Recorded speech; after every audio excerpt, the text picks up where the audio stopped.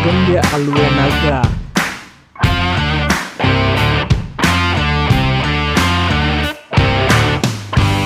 Suatu hari Sultan Meurah mendapat kabar tentang keresahan rakyatnya di suatu tempat. Lalu beliau mengunjungi tempat tersebut, yaitu sebuah desa di pinggiran Kutaraja, untuk mengetahui lebih lanjut keluhan rakyatnya. "Tuanku, banyak ternak kami raib saat berada di Bukit Lamyong," keluh seorang peternak. "Terkadang bukit itu menyebabkan gempa bumi sehingga sering terjadi longsor dan membahayakan orang yang kebetulan lewat di bawahnya," tambah yang lainnya. "Sejak kapan kejadian itu?" tanya Sultan Meurah. "Sudah lama, tuanku. Menjelang ayahanda tuanku mangkat," jelas yang lain. Sesampai di istana, Sultan memanggil sahabatnya Renggali, adik dari Raja Ling Emude. "Dari dulu aku heran dengan bukit di Lamyong itu," kata Sultan Meurah. "Mengapa ada bukit memanjang di sana padahal di sekitarnya rawa-rawa yang selalu berair?" sambung Sultan Meurah. "Menurut cerita orang tua, bukit itu tiba-tiba muncul pada suatu malam," jelas Renggali. "Abang hamba, Raja Ling Emude, curiga akan bukit itu saat pertama sekali ke Kutaraja, seolah-olah bukit itu memanggilnya," tambahnya. "Cobalah engkau cari tahu ada apa sebenarnya dengan bukit itu," perintah Sultan. Maka berangkatlah Renggali menuju bukit itu. Dia menelusuri setiap jengkal dan sisi bukit tersebut, mulai dari pinggir laut di utara sampai ke sisi selatan. "Bukit yang aneh," bisik Renggali dalam hati. Kemudian dia mendaki bagian lebih tinggi dan berdiri di atasnya. Tiba-tiba dari bagian di bawah kakinya mengalir air yang hangat. Renggali kaget dan melompat ke bawah sambil berguling. "Maafkan hamba, putra Raja Ling." Tiba-tiba bukit yang tadi dipinjaknya bersuara. Renggali kaget dan segera bersiap-siap. "Siapa engkau?" teriaknya. Air mengalir semakin banyak dari bukit itu membasahi kakinya. "Hamba naga, sahabat ayahmu," terdengar jawaban dari bukit itu diikuti suara gemuruh. Renggali sangat kaget dan diperhatikan dengan seksama bukit itu yang berbentuk kepala ular raksasa walaupun dipenuhi semak belukar dan pepohonan. "Engkaukah itu?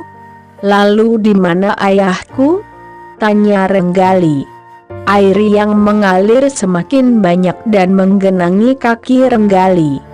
"Panggillah Sultan Alam, hamba akan buat pengakuan isak bukit tersebut."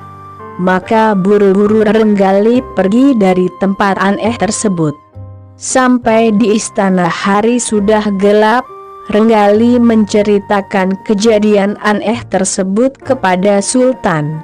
"Itukah naga hijau yang menghilang bersama ayahmu?" tanya Sultan Meurah penasaran. "Mengapa dia ingin menemui ayahku? Apakah dia belum tahu Sultan sudah mangkat?" tambah Sultan Meurah. Maka berangkatlah mereka berdua ke bukit itu. Sesampai di sana tiba-tiba bukit itu bergemuruh. "Mengapa Sultan Alam tidak datang?" suara dari bukit. "Beliau sudah lama mangkat, sudah lama sekali.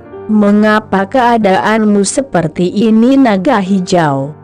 Kami mengira engkau telah kembali ke negerimu." "Lalu di mana Raja Ling?" tanya Sultan Meurah. Bukit itu bergemuruh keras sehingga membuat ketakutan orang-orang tinggal dekat bukit itu. "Hukumlah hamba, Sultan Meurah," pinta bukit itu. "Hamba sudah berkhianat, hamba pantas dihukum," lanjutnya. Hamba sudah mencuri dan menghabiskan kerbau putih hadiah dari Tuan Tapa untuk Sultan Alam yang dia manahkan kepada kami, dan hamba sudah membunuh Raja Lingai," jelasnya. Tubuh Renggali bergetar mendengar penjelasan naga hijau. "Bagaimana bisa kamu membunuh sahabatmu sendiri?" tanya Renggali. "Awalnya hamba diperintah oleh Sultan Alam untuk mengantar hadiah berupa pedang kepada sahabat-sahabatnya. Semua sudah sampai hingga tinggal 2 bilah pedang untuk Raja Lingai dan Tuan Tapa. Maka hamba mengunjungi Raja Lingai terlebih dahulu. Beliau juga berniat ke tempat Tuan Tapa untuk mengambil obat istrinya. Sesampai di sana Tuan Tapa menitipkan 6 ekor kerbau putih untuk Sultan Alam. Kerbaunya besar dan gemuk. Karena ada amanah dari Tuan Tapa, maka Raja Lingai memutuskan ikut mengantarkan ke Kutaraja. Karena itu kami kembali ke Lingai untuk mengantar obat istrinya.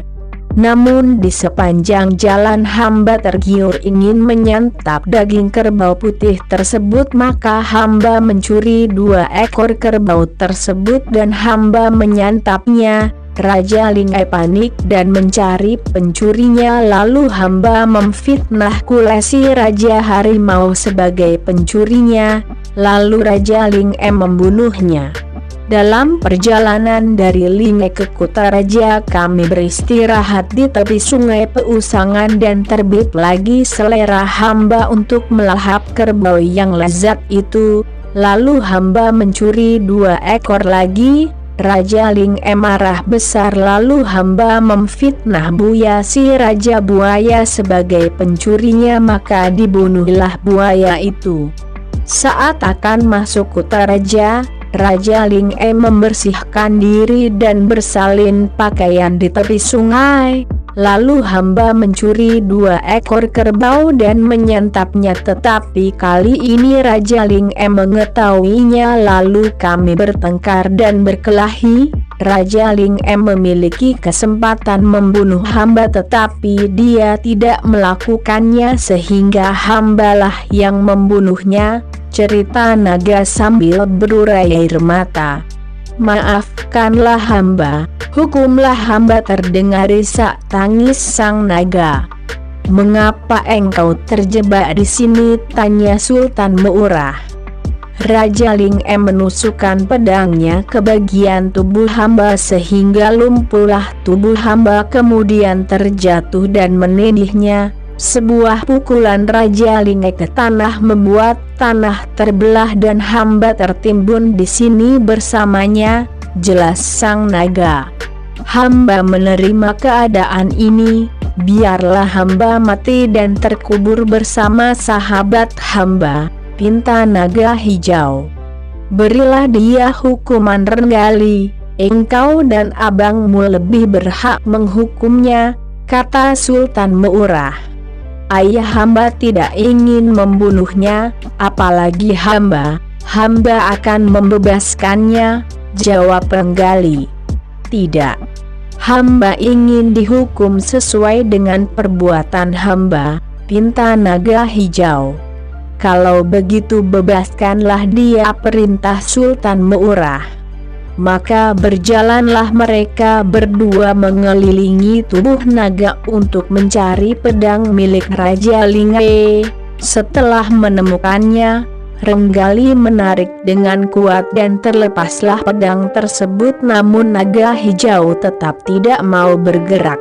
"Hukumlah hamba," Sultan Meurah, pinta naga hijau.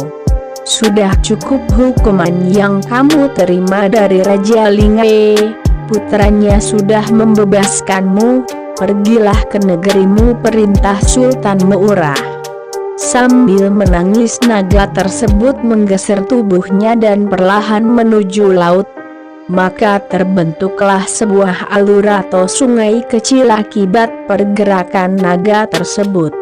Maka di kemudian hari daerah di pinggiran Kutaraja itu disebut Alue Naga. Di sana terdapat sebuah sungai kecil yang di sekitarnya dipenuhi rawa-rawa yang selalu tergenang dari air mata penyesalan seekor naga yang telah mengkhianati sahabatnya.